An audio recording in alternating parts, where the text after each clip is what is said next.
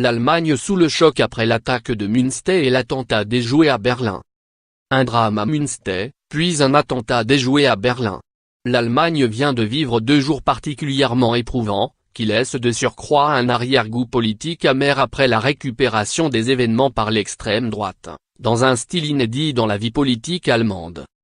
Dans l'après-midi du samedi 7 avril, la paisible ville de Münster, en Rhénanie du Nord-Westphalie, a été frappée au cœur, après qu'une camionnette conduite par un déséquilibré a délibérément foncé dans la foule, faisant 2 morts et une trentaine de blessés sur son passage. Dimanche après-midi, le journal Die Welt annonçait que la police de Berlin avait déjoué un attentat contre le semi-marathon de Berlin, qui s'est par ailleurs déroulé sans incident.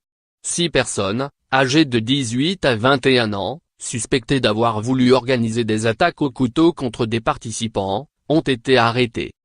Les forces de l'ordre soupçonnent le suspect principal d'avoir eu des liens étroits avec le terroriste Anis Amri, l'auteur de l'attaque au camion bélier au marché de Noël de Berlin, en décembre 2016, qui avait entraîné la mort de 12 personnes.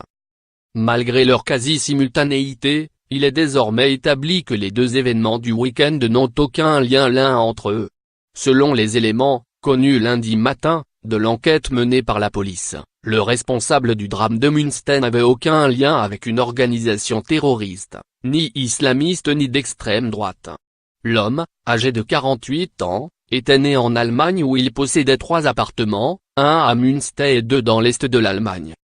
Jean R., dessinateur industriel de profession, souffrait apparemment de problèmes psychologiques graves.